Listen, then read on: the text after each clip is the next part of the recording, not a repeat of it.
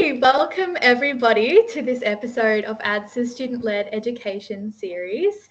My name is Demi-Lee and I'm the Education Officer for 2025, and I'm so excited to bring you this next episode. Tonight we're talking all about comprehensive exams and communication. So I have on board three special guests who are fellow final year Griffith University dental students who I truly think are three fantastic people to speak on this topic. So I have joining me Peter, Andrea, and Martina. Hi everyone, thanks so much for being here. Without further ado, we're going to jump into a whole bunch of tips and tricks that we have come up with together. So it's going to be a nice little chatty episode. So make yourselves nice and comfortable. And without further ado, we'll get straight into it. All right, so the first tip is not to underestimate the importance of comprehensive exams. I think as dental students, we can get really hung up on wanting to do high value and high yield treatment and procedures, which is normal, but comprehensive exams are really kind of the foundation of everything we do in dental school and of course beyond graduation as well. So when you see a comprehensive exam in your books, don't think I'm just going to get this over and done with. It's something that you should really consider and think through and try and nail the way that you approach comprehensive exams while you are in dental school. It is, after all, a skill just like any other procedure that you will carry out in dental school. It's not something that everyone can do and just be perfect at straight away. It also takes a little bit of finessing and refining because the way that everybody approaches comprehensive exams is going to be really different as well. So there's kind of an element of finding the way that works best for you in doing that as well. I think this links up really nicely with Peter's point here about mindsets going into comprehensive exams. So here we've got the first point of, never go into an exam thinking, what can I get from this patient? Will they give me endo? Will they give me crowns? I really need to get my extraction quota. Crowns are hard, they're competitive. People are gatekeeping. Never go into it with that mindset. You've got to change your mindset and think, what can I do for this patient and how can I make their day better for having seen me? Patients are already aware of dentists, as in this, there's a lot of distrust in the profession. The mindset to chase requirements, to chase sign-offs is the same as trying to sell a treatment to patients in the future after graduating. You'll just, you want to bill high, you want to hit KPIs. That's the same as, that's just going to translate from if you're a student saying, I want to get my endo, I want to get my crowns. People will see through it. You'll look like a used car salesman and they won't trust you from the beginning and they'll be pushing back on your treatment. They'll pick up on this consciously or not, and they won't tell you. Most people aren't confrontational. They'll just vote with their feet. They'll nod and smile and wave at your exam, and they'll just won't come back. But if you're genuinely proposing a good treatment that you think, this person needs it, I think they need this in their life, and I think they'll be better as a result of it, and it comes from a genuine spot, in your heart, you think you can help this person, they'll pick up on that too. People are really good at picking up if you're fake and if you're real. So that's where I say you've got to shift your mindset to think from the very beginning, how can I use my skills to help this person? How can I make it better? How can I help their smile? How can I make them speak better? How can I make them eat better? There's a lot of things you can do to help people from dentistry. As students especially, we're in a system where everything is free because the university is covering it or whichever state health system is. It's a good time to take advantage of it. People have spent a long time on waiting lists to see you, and a lot of the care, if they're happy to pay with their time, with just essentially what they are, you can do a lot of good for people. The weakness comes, they've been on the wait list for so long, they're waiting to see a dentist to help them out. If you just come off straight away and think how can I get my endo, how can I get my crowns, extractions, or whatever, they'll pick up on that. They won't come back and they've wasted their time and you've wasted your time. But if you can come off as, genuine, because you're not looking at the patient as a source of your minimum requirements, you're looking at them as, you're getting experience from them, but you look at how can I help this person? They'll pick up on that and they'll come back, and in the end, you'll get your cases anyway, and they'll be better off as a result. The satisfaction you'll receive when you offer treatment to a person from a genuine position, which you really want to improve their quality of life, will always be better than hitting your university minimums or billing high, because patients will come back, you'll see the results, they'll actually genuinely thank you for it. But yeah, I've seen too often, like, people, you get a comprehensive exam, you're like, oh, I've just got a comprehensive exam. It's, that's a good quote, just a comprehensive exam. It's never just a comprehensive exam. It's the beginning of everything. This is where you not sell, but like, you make your first impressions, you find out what needs to be done, and it sets the groundwork for everything. So if you look at the patient and just think, what can I do for this person? How can I help them? It'll come off as so much more genuine, and them and you'll both be so much better off as a result. Otherwise, that sort of leads into the next question of first impressions. First impressions are everything. It's cliche, but it's true. So with regards to that, if you're having a bad day, that's okay. Some of us have bad days. That's where you just have to take a pause before the patients, take an extra minute, go to the bathroom, splash some water on your face, force a smile. There are actually studies, like even if you're having a bad day, if you force a smile, it can trick parts in your brain to like make you happier. Then when you're going out, you're greeting a patient who might be nervous, they might not want to be there. You're generally smiling, you're happy to see them. It makes them feel more at ease, and you've got a good first impression. Now, the next point I've said is, have a good firm handshake. Now, that's personal preference. It's not appropriate for all. I've found anecdotally, I do like to shake a patient's hand at the beginning, and it's just a really good, breaks the ice at the beginning. Give them a good smile, give them a good handshake, ask them how they're going, and then bring them in. Now, that next point of don't rush a patient to the chair.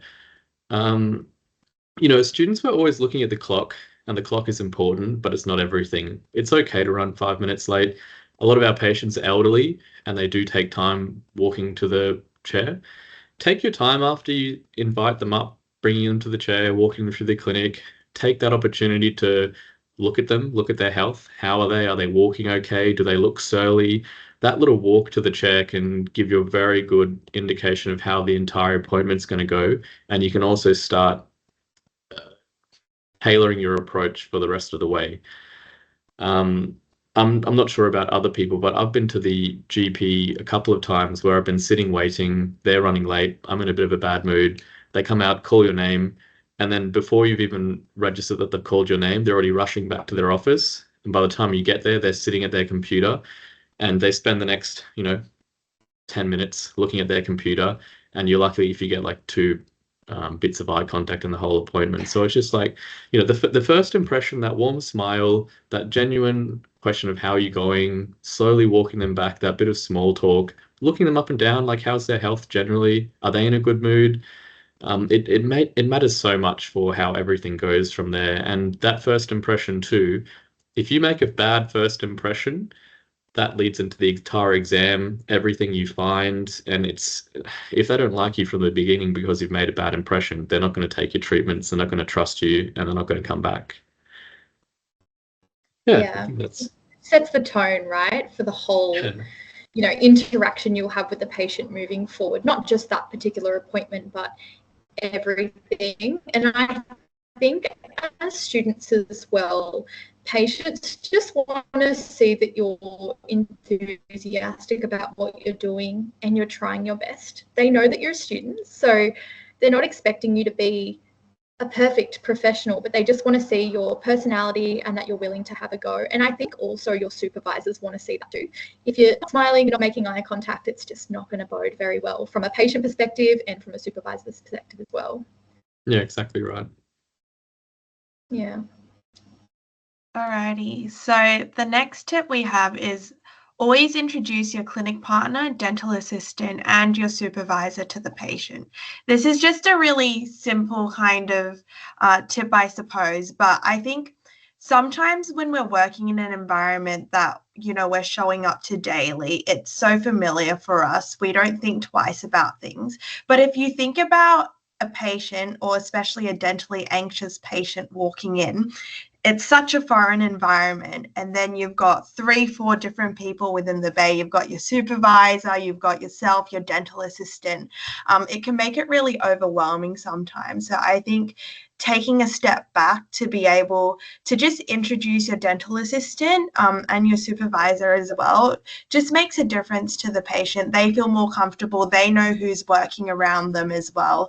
And it just makes it a more personable experience as well. Yeah. I think as well, it's just that sign of respect for whoever you're working with too. I personally find it really awkward. Similar example, what you said there as well, Peter. If you go to the GP and there might be a nurse or someone helping them out and they just don't acknowledge who that person is at all. And it kind of symbolizes a bit of a power imbalance. And I don't think it's very nice. And I will touch on this later on, but patients can pick up on that energy as well. So it's just, yeah, establishing respect between all members of the team. Exactly right. Yeah. Going off of that, I think this next tip is very relevant.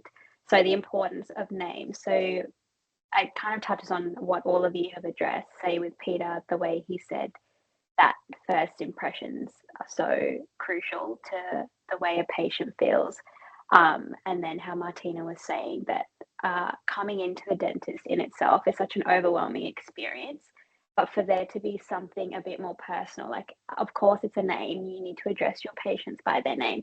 But even just pronouncing it correctly makes the world of a difference. I know for me, like, my name's Andrea, but my name gets mispronounced all the time, to the point where now I'm like, whatever, you can call me whatever, and it's fine. But whenever people get it right, it makes me feel good. When they get it wrong and then they say, wait, did I say it correctly? Is it Andrea? Is it Andrea?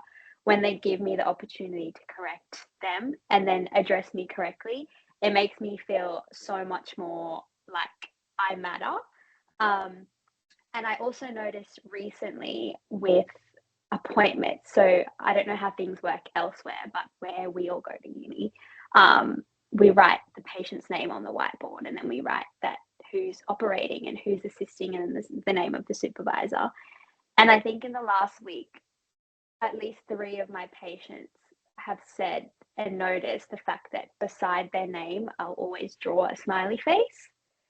And for some reason, that's enough to make them feel so much more special than if it was just their name there.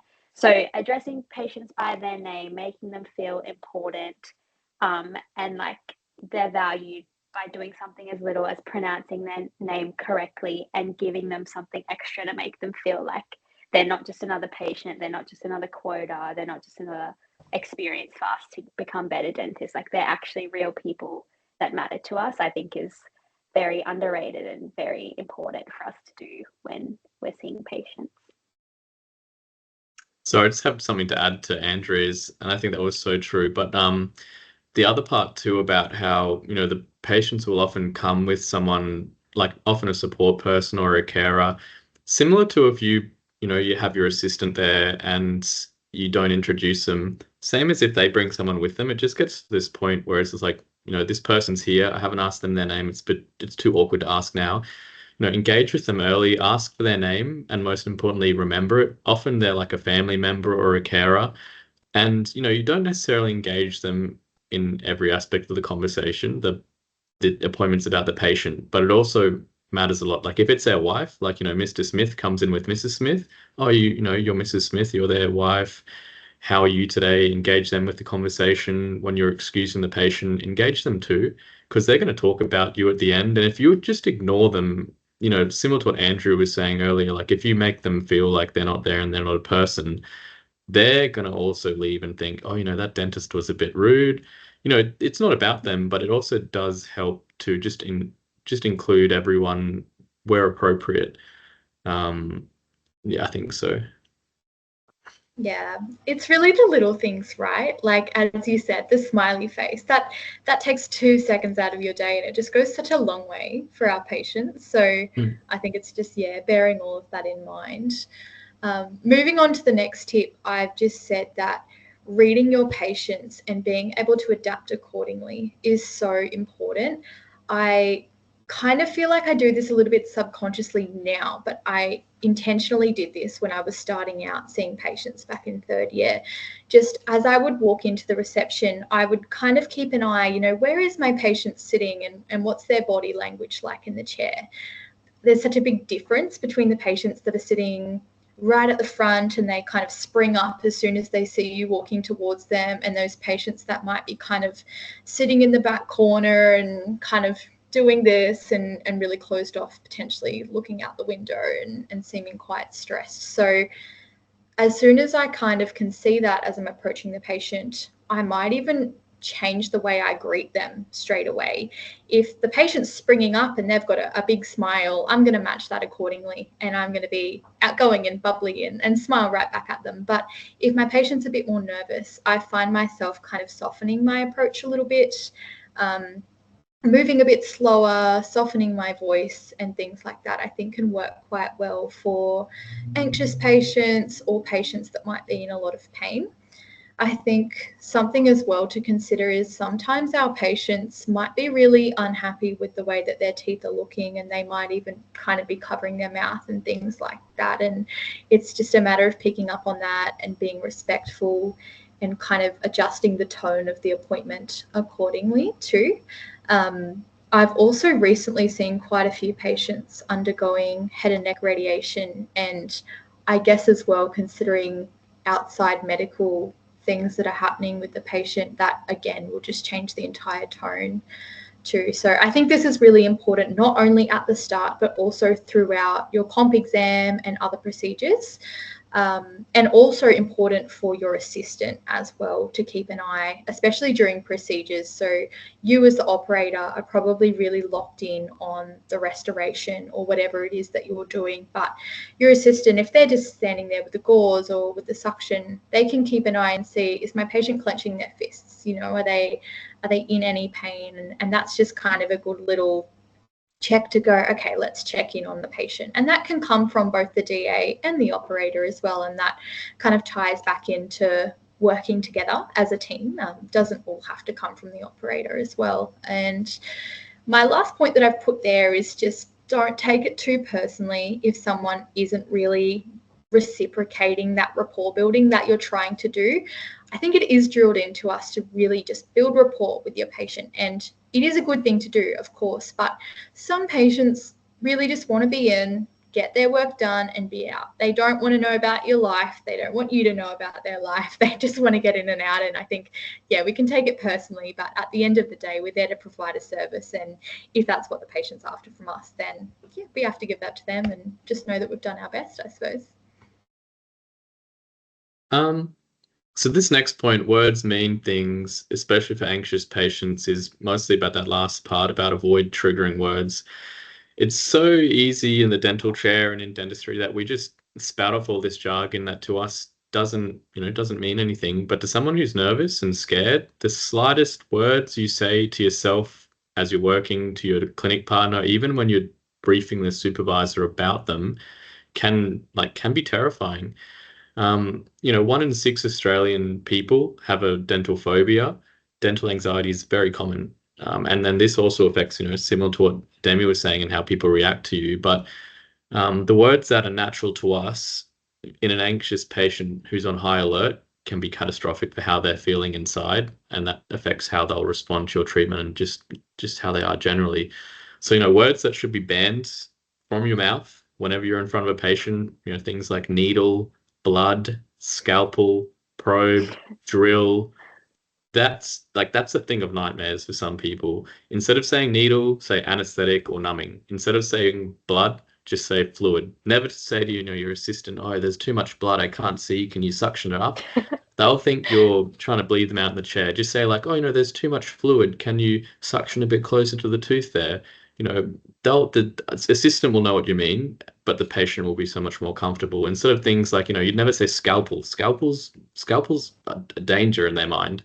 Say like number 12, number 15, say the number of what you want. It's just so much more subtle. They'll probably still hear it, but it won't be the same to them.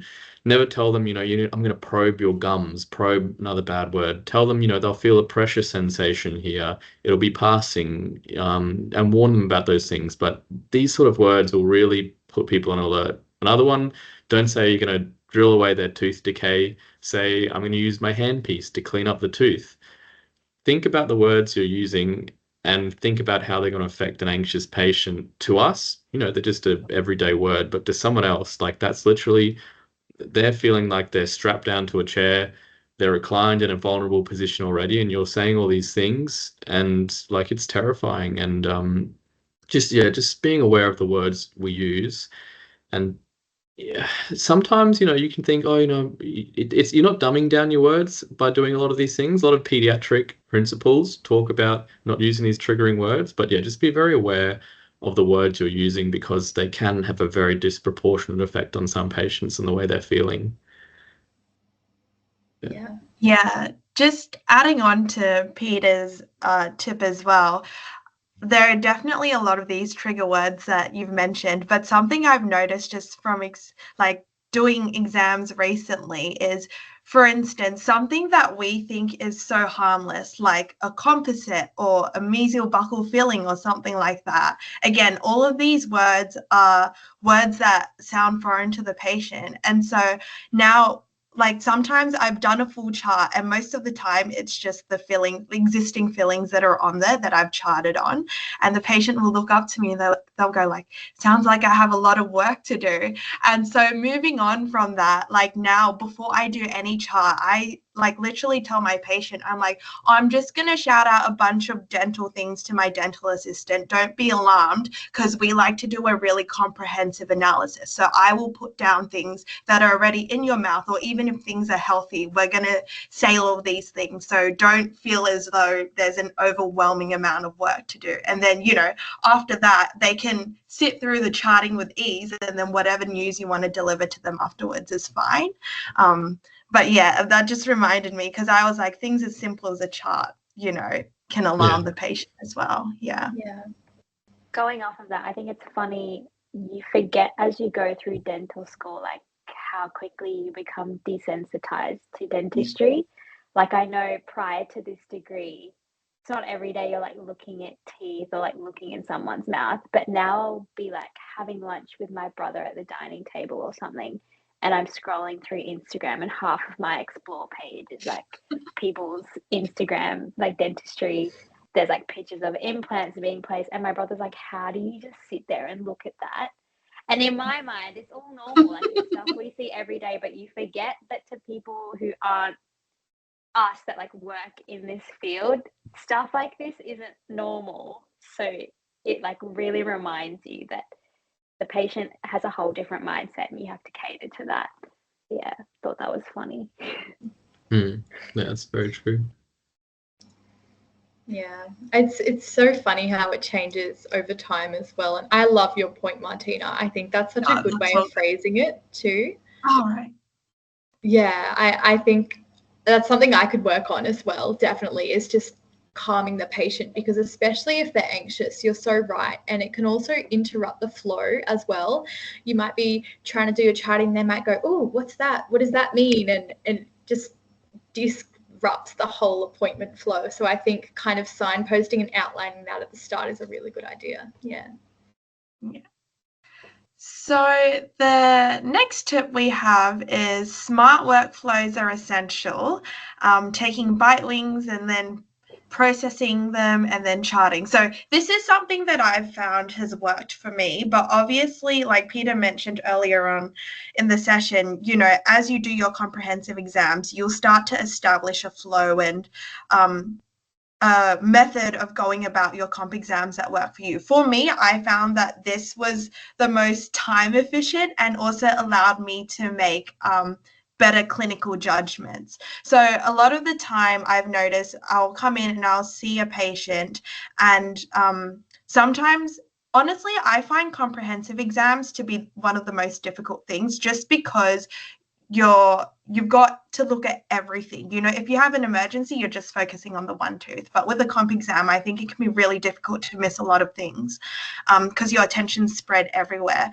So what I like to do when I go into a comp exam now is I will just take the bite wings, just get them processed. So sometimes I don't even look at their mouth too much. I just make sure they're not like wearing dentures and that the bite wings are pointless. But if I know that they've got enough teeth for a bite wing, I'll take those, get them processed. And as I'm processing them, ideally what I'd like to do is go in and do the scale and clean as well. That way you have, you know, almost a clean slate and a clean canvas to look at. A lot of the times caries can be hidden under plaque and food traps and things like that. And then once I have that clean canvas and I've got my bite wings behind me, I find that charting is so much more efficient because when I'm looking in the mouth, if there's something that's a little bit suspicious, I'll just turn around and I'm like, okay, I can definitely confirm that on the bite wing.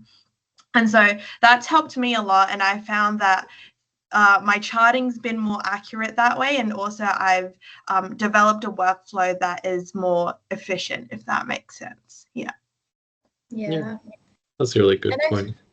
Yeah, I feel like that's what we're supposed to do as well, right? You know, pair those clinical findings with the radiographic findings. And I do have a similar approach to you there. And then I use those bite wings at the end. I actually invite my patient over to the computer, and I know it's a bit tricky to take photos and things like that at uni, unfortunately, because I do think they can be a really great tool as well. But, you know, I show my patients what I can see on the radiograph, and I draw it out in front of them so they can see. For example, I had a patient today and they had vertical bone loss, and I actually just showed her exactly where it was, and it was underneath the bridge. So then it just created that link in her mind for, okay, this is why we need to clean underneath the bridge. And I think that also improves compliance and understanding of the different treatment options and things like that as well. On the note of kind of the flow of comprehensive exams, everyone will do it a little bit differently, and that's totally fine. I think that's what we can really work on in dental school, is finding that flow that works best for you. What I really like to do, because I at the start used to just do all of the conversational aspects kind of all in one go. So I'd go through making sure I had the right patient in the chair, medical history, like chief complaint, diet, oral hygiene, all of that in one chunk. And what I found is that I was talking for like half an hour with my patient and I hadn't even looked inside their mouth. Yeah, I could be a bit chatty, so I get a bit carried away sometimes. And then I'd look at the clock and go, oh my gosh, I have no time to do everything I need to do now. So what's worked for me, and I think if you're a chatty person or your patient is particularly chatty, this can be a really good tip, is just breaking it up and segmenting it a little bit. So you might want to get them in, do your medical history, find out why they're there. Then you might do your extra oral exam. And then you might sit them back, do your soft tissue exam, and then ask them about their oral hygiene, and just breaking it up. So then you might do charting, ask them about diet and things like that. I feel like it creates a bit of a better flow for me personally, but yeah, definitely for chatty patients. Yeah. One thing I've noticed during an exam is the way you ask questions really matter. I think a lot of patients go into dental appointments thinking like I have to say all of the right things to make my dentist happy. And so when you ask things like, what is your oral hygiene routine or whatever, they often will tell you what they think you want to hear, even though you know that when you look in their mouth and you see that they have calculus on every tooth and every inch of their gums is bleeding, you know that they're not flossing. But they think that if they say, yep, I floss twice a day, then they'll get away with it. So I found, and this is something we learnt in comms actually when we were in first and second year, and I definitely think it's a very important thing for everyone to know if they haven't been taught it, is when you're asking the patient about their oral hygiene, rather than saying how many times a day are you brushing or do you floss or whatever, because it's a yes or no question where they'll just say yes because they think they need to say yes.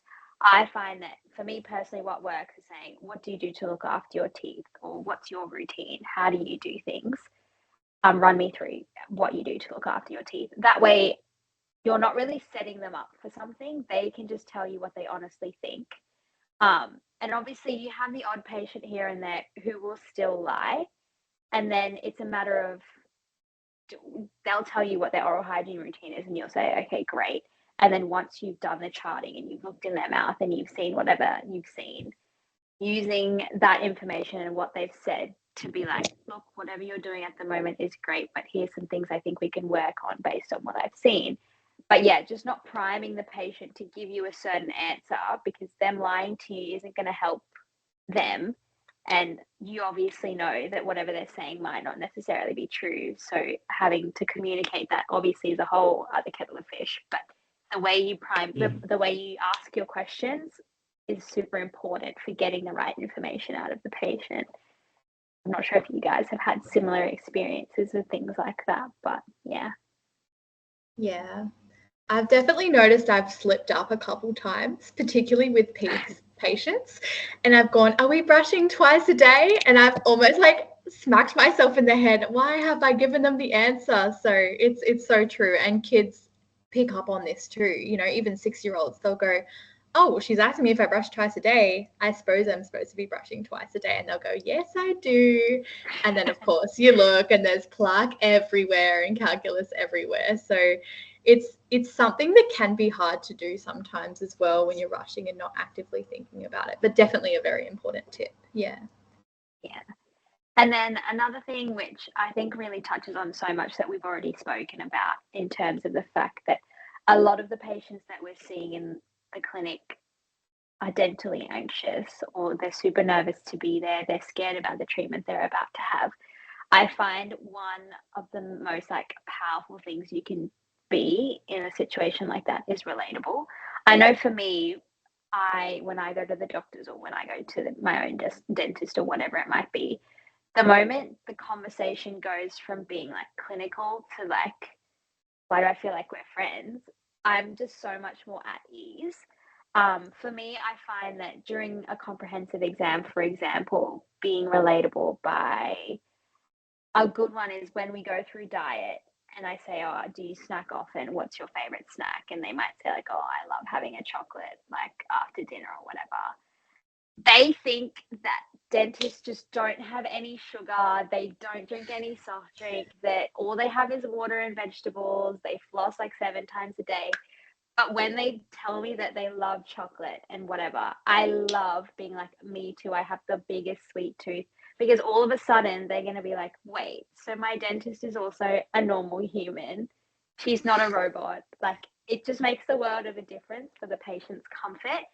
And I think it also helps to build more trust, which is so important, because going back to what Peter said earlier when we were chatting, a lot of people don't trust their dentists and think they're just trying to get money out of them and get treatments out of them. So doing little things along the way to remind the patient that you're on their side, we're all on the same playing field, it is so important for putting the patient at ease and just making the whole appointment run a lot smoother. Obviously, you still have to maintain your professionalism as their dentist, but showing that you're relatable and that it's not that deep, I think makes a lot of a difference with my clinical interactions. Yeah.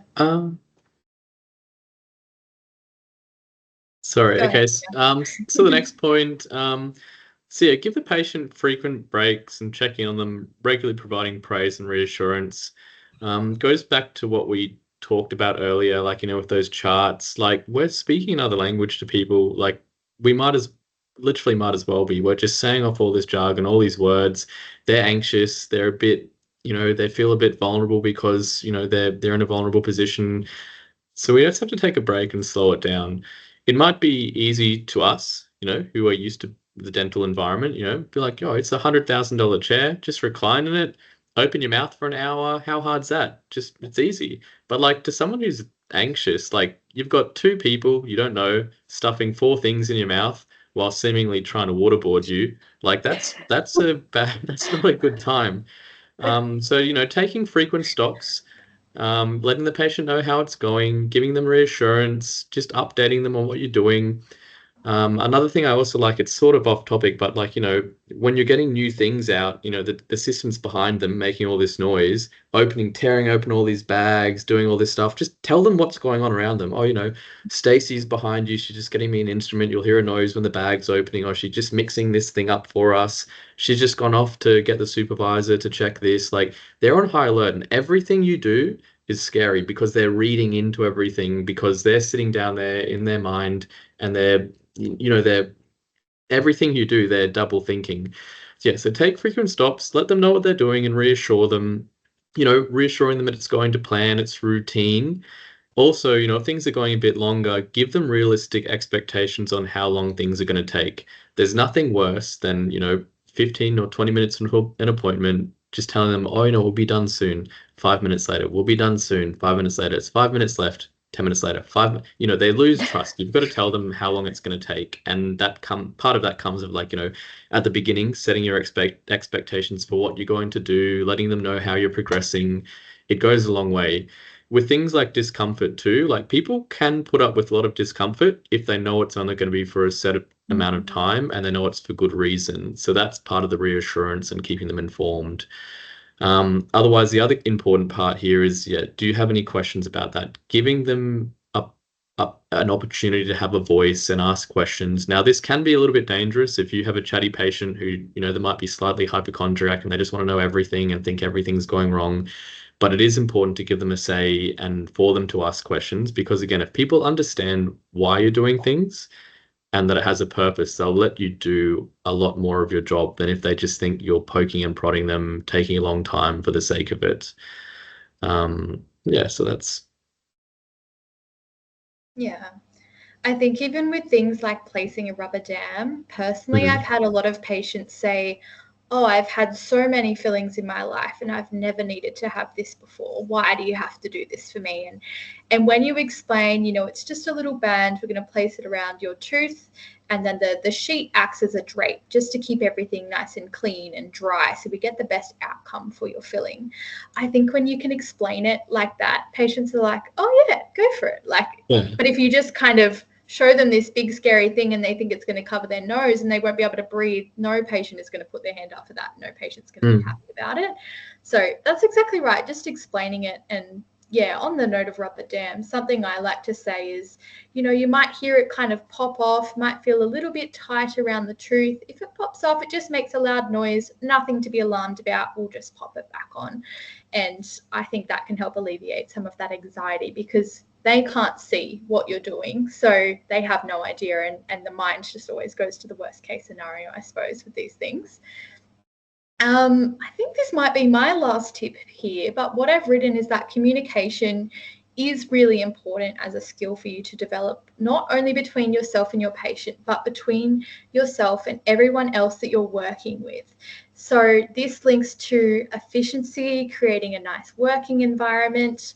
I think we've probably all seen and experienced some level of bad communication, whether it's between someone you've observed or someone you've worked with, where you've just gone, oh, that wasn't communicated very well, maybe on my end, maybe on their end, maybe on a bit of both. So it's kind of keeping up with that and always thinking, okay, what could I have communicated more clearly? If your assistant or clinic partner didn't understand what you needed or what you were doing, that's probably on you a little bit for not explaining very thoroughly what you're doing and why. It's really just small things that can make this nice and smooth. Like things, if you're doing your charting, just glance over at them, make sure they've got the chart up and they're ready. If they're still opening things, give them time to do that. Don't rush them and just sit there and look at them. It's really awkward, and patients can pick up on that. So it's not nice, and it's also not necessary. I think when, if your assistant's doing something and you've got a bit of time, you can always just start by having a general look. Let them catch up. Don't waste the time. Still use it efficiently. But then also you can just communicate to your clinic partner at that time. Whenever you're ready, we'll start with the charting and just let them finish what they're doing and then move across. I think also, aside from DAs, which is something we don't get a lot of experience with in dental school necessarily, but communicating with reception about future appointments as well is something important to keep in mind too. So this tip I've actually stolen. I'm not sure if Martina remembers this, but we were lucky enough to do a podcast episode last year for ADSA with Dr. Alex Kaminsky. Martina's nodding, so I think she remembers. Yeah. And he's a very, very incredible periodontist, and he's the co-founder of the General Dental Residency. And some advice he gave us was taking your patient along the journey. I think particularly with something like perio, a lot of patients think that something like the fact that their gums bleed when they're flossing is normal. So at the end of an appointment, when you tell them, oh, you're going to need some deeper cleans because you have perio or whatever it might be, they kind of don't really believe you, or they don't really think it's that big of a deal, because to them, they're like, my gums bleed all the time and I'm fine. This is whatever. So verbalizing the things you find, using obviously vocabulary that the patient understands, and taking them through the process of your comprehensive exam helps not only to build trust, but also to build compliance. Some things that I've noticed, for example, is, so the second thing on the screen, it says take pictures if you can. I had a patient who came in a few weeks ago who, during his routine comp exam, we noticed that he had some smoker's keratosis around one of his teeth. And I'd noticed that it was in his notes from like the previous clinicians that had seen him. And I think I hope they had mentioned it to him, but he never really thought it was important. But in that appointment where I saw him, I took a photo of it and I showed him. Because he was kind of like, what is that? Like, everyone keeps saying it, but I don't know what it is. I don't know what it looks like. I can't see that far into my mouth. So I took the photo and I showed him, and immediately he was like, gosh, like I didn't even know I had that. I've never seen it. You guys should take more photos and explain stuff like this to your patients, because like now all of a sudden I don't want to smoke if that's what's going on in my mouth. And it made such a big difference just because we did the small thing of just taking a photo and showing him and explaining it. And that goes back to the thing that Demi was saying before, how, and also Martina, how taking bite wings and then inviting the patient to come over, showing them where their decay is exactly and telling them why it might be there. Like Demi was saying, there's stuff going on under the bridge, the bone loss. Like, it makes them believe you more, because now they are also understanding all the things that you're spitting out to your DA, which 5 seconds ago made absolutely no sense. And then the final thing that's on the bottom of the screen is something that Dr. Alex told us, how when you're doing your PSR, for us, we know what 0, 1, 2, 3, we know what all of those numbers mean. And we're telling our DA, like, sextant 1 is this, sextant 3 is this. It all makes sense to us. But to the patient, they're like, what the heck are these people saying? This is a different language. So I find that before doing my PSR now, I'll tell them, like, I'm about to spit out some numbers to my DA for them to write down. And it's because we're checking the health of your gums. This is what the numbers mean. And then that way, once you've done your PSR and you're explaining to them ways for them to improve their oral hygiene and things like that, now they understand why you're giving them these instructions. They understand the importance of their oral hygiene, needing to improve, and they're then also going to be more compliant, because now they also believe you, because you haven't just told them something at the end of the appointment and expected them to trust that what you're saying is true. You've taken them along the journey, so they actually understand and they want to improve because they see it for themselves. And I think that's really, really important for when you're trying to make a difference in the patient's oral hygiene, their oral health, everything in general. So yeah, shout out Alex for that incredible tip. Yeah, it was. Yeah, and I think with a lot of things, it comes down to, like, patient compliance a lot of the time is understanding. Like, as soon as they understand why we are asking them to do something and they're able to connect the dots themselves, then it just becomes so easy for them. It's no longer a chore. Yeah. So the next tip I have is maintain honest and open communication with the patient throughout the appointment. even when things go wrong or if you need to deliver bad news. So I think a lot of the time, definitely when I went into third year and we started seeing patients at Griffith, I was like, oh, I need to maintain this like professional front. I can't make any mistakes. I can't afford to, it's someone's oral health I'm looking after. They're going to hate me if I make a mistake or something. And I think in many ways it did hold me back for a little bit, because at the end of the day, you'll start to realize that a lot of these patients that come in, first of all, they understand that they're being seen by a student. So they're already heaps more forgiving. And also, like, if something does happen, as long as you're able to vocalize it to them and let them know, they're actually really appreciative of that. I think letting them know up front, first of all, puts them at ease already. And I think patients kind of, to be able to take accountability and kind of stand up and say that I think the patients really respect that. And they come to understand that, we are students. Whereas on the converse, if you've made a mistake, let's say you've pulp exposed or something, and you're just like sitting there quietly, looking at your clinic partner, looking back to your supervisor, like imagine what's going through the patient's head. They can sense that something's gone wrong. And the fact that you haven't told them, they're probably catastrophizing it in their head as well. So that's something I've always, like moving into 4th and 5th year, I'm starting to recognize that, yes, I'm here to learn, as long as I'm not making super reckless mistakes. Patients will understand that we're in a learning environment and these things are bound to happen, and nothing bad will come of it as long as you're explaining everything to them.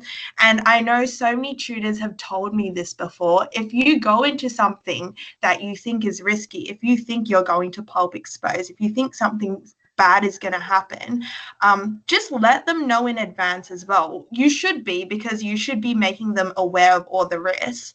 But I've been told if you tell them something beforehand with foresight, you're making them aware of what potentially might happen. If it's already happened and you're kind of backtracking, it looks like an excuse, like you're trying to cover your tracks. So that's why I think transparency is so key, and you'll be so surprised because patients aren't turned off by it. They actually really appreciate it. Yeah, I think that's so true. I actually have a similar story. So I think it was back in third year. I was doing a class 2. It was one of my first class 2s that I'd ever done. And I was very slow in doing it. So I didn't have time towards the end of the appointment. But ultimately, we just weren't happy with how the restoration was looking. And I just kept it really simple. And I just told my patient, look, we've done the filling today and it's fine for now, but I think long term we can get a better result for you. So if you don't mind, could I see you again whenever your schedule allows, and we'll replace that and just get a better result next time if that's okay with you. And my patient was so grateful for that. Even though they're not paying for it, they still want the best outcome for themselves as well. And of course, it's still a learning experience for us regardless. So I think that transparency is so important. And this was a patient I'd only seen once or twice before. So they were so understanding, and that was with no backing from my supervisor or anything like that. I just kind of took it upon myself to say, look, I'm not happy with this. And, patient was only 50 years old. So that feeling is needing to serve them for a lot longer. So there's no harm in doing that. Just be honest up front. And I think if you convey things with confidence as well, that can take you a long way. And to them as well, the fact that you've said, oh, I think we can get, a better outcome with another filling, it shows to them that you care. You're not just rushing on and trying to do a patch-up job and move on. Yeah, definitely. Okay, so the next slide is, so most importantly, have fun. Don't sweat the small stuff. Learn to love people first and foremost, and be interested in people, and you'll never get bored of it. So to address the first point, so you won't get everything right the first time, especially as students. Sometimes you'll miss things. Sometimes you'll spend a little longer on treatment, or just like we just said, sometimes you'll need to redo treatment. Sometimes supervisors will give you curt and seemingly overcritical feedback, and you think, oh man, why are they on my back? Why'd they smash me like that? Learn from your experience, pick yourself up and move on. Try not to do it again. If you do, it's not the end of the world, but just move on. Go home, research your mistakes, and use them as an experience to draw on and move forward. And probably most importantly, help your peers with the same mistakes you've made. So many times I talk to my peers, and you're like, we all just, in SimLab especially, we're just sitting there and we're thinking we're the worst one in the world. We're struggling with this. Why can't I get this right? Talk to your friends. Everyone's struggling with the same things. Everyone finds things hard. Everyone also talks to supervisors who give people different tips and tricks. And then, you find out something a couple of years down the track or months down the track, and you're like, oh, wow, why didn't you tell me that before? That would have made this so much easier for me. So get your experiences, get a good group of friends and share them. If that means making a Facebook group with your year level, I mean, ours didn't, and I regret we didn't. It would have been great if we just had a Facebook group that said, things my supervisors have told me, and you just get all the tips and tricks from everyone, we'd all have so much more knowledge. The next point, learn to love people first and foremost. If you do dentistry because you only love one thing, or you just love the sexy dentistry, crowns, cosmetics, root canals, implants, extractions, you'll get bored. Talking to dentists I've worked with, they'll say, after 10 years of doing those things, because that's what you really love doing, you'll get bored. Your neck's going to be sore, your hands are going to be sore, you're going to be bored of this thing, you're going to get bored of dentistry, and you won't want to be there anymore. So you've got to find something that never gets boring, and that's people, because everyone's different. If you can always have a engaging, good conversation with every person you meet, because everyone has something you can learn from, no matter where they come from life, or you do. If you get good at picking up people's cues and talking with people and drawing information out of them, some people are tough nuts to crack and they won't want to give you up information, but the vast majority of people, you can learn a lot from them. Just ask them about their life, their experiences, what they're looking forward to in life, what holidays have they been on, what holidays, you're doing. You get so much information from people, cooking tips, exercise tips. You can learn so much from people.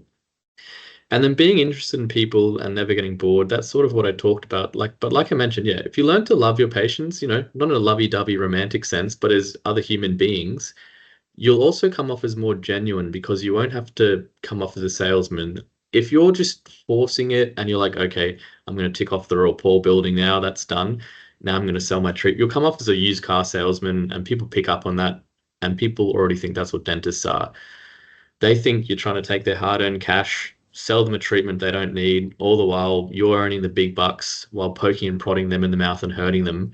People can really feel if you care for them as an individual. So if you learn to actually, you actually genuinely learn to love people and learn to love to meet people. Like I'm a very introverted person before dentistry, but through other jobs and through dentistry, you learn to you're not extroverted, but you learn to like into engaging with people at work and at uni. And if you genuinely can do that and train yourself to have good one-on-one conversations with people where you actually interested in what they're having to say, they're not talking and you're wondering what you're going to say next while they're talking, you're actually listening. People pick up on it and they'll like you, and you'll also enjoy your work a lot more. And in the end, they'll go along with your treatment plan because they trust you, and you'll be a lot less frustrated, and you'll also be able to help them out. Yeah. On the note of what Peter's saying, I think dentistry is such an easy field to fall into burnout. So I think something that's often overlooked is celebrating the wins, no matter how small. I know Yeah. in this last week, I had a friend who she was doing she was commencing a root canal on a 2-5, and the appointment went fine. The only issue was it took so long to get both of the canals negotiated down to their working length. So she didn't get to do the CMP in that appointment like she'd planned. All she did was get to working length, and then she had to close up. And by the end of that appointment, she was so defeated. She was like, oh, I had all these big plans. Like, I was so excited to get this done, and now it's delayed even further. I'm so disappointed. Like, I really wanted to get that done. And I said to her, look, when that patient came in for their comp exam and you told them that they'd need a root canal, they literally said to you, I don't want a root canal. I'm terrified. I can't have rubber dam. I can't do this, I can't do that. And you managed to convince them that this would be the best treatment option for them. You had their best interest at heart, and you managed to bring them back and do that root canal. You managed to put that rubber dam on, and you managed to start it. Had you not gone out of your way to put this patient's best interest at heart and convince them that this was the best option for them, rather than just pulling the tooth out when they were so young, they wouldn't have been there for you to do that extirpation, but you did that. So who cares that you didn't get to do the C&P in this appointment? You got that patient in, and you started, and you couldn't have done that if you hadn't have done what you did. So, okay, you didn't finish the C&P, but that patient's there because of you. So that in itself is enough of a win to be happy about. So celebrating the wins, I think, makes you get a lot further, because otherwise you're just going to beat yourself up at the end of every day and burn yourself out in a field where there's so much to be happy about, and it's so rewarding. So celebrate the wins, no matter how small. I think it's huge. Yeah, absolutely. If you guys don't have anything else to add, now's the time if you do have any kind of parting advice there. So I will just say before we start this, thank you so much for joining today. It's been really great, and hopefully not too long or chatty for everyone watching along, but I think there's been so many useful tips in here. And, you know, we're only final year students, but we have a lot of experience collectively, and I feel like just coming from different perspectives as well, exactly like you said, Peter, everyone will have different experiences, get different tips. So I would definitely encourage people to just talk openly with your friends and different supervisors about everything, and just gain different perspectives on challenges and things that you might come across. And yeah, just enjoy the journey and have fun, really. Do you guys have any parting advice? No, that's it. I think that's good. Have Just fun enjoy and the make ride. the most of it. Yeah. It goes too quickly. To learn, so just go for it. Yeah, I literally feel like we started first year and blinked, and now we're about to finish. So enjoy Exactly. that. Yeah. it's crazy. Yeah. And I love what you said, Andrea, like celebrate the small wins, because ultimately at the end of it, like we're just that getting the degree, but it's that accumulation of all of our little experiences and things like that. And negotiating something to length, that's amazing. Convincing a patient to keep their tooth, that's amazing. No matter what it is, it's a win, and you're learning every day. So yeah, that's the main thing. Amazing, guys. We will wrap this up, and for everyone watching, we will catch you in the next episode. Thanks for joining, guys. Bye. Bye.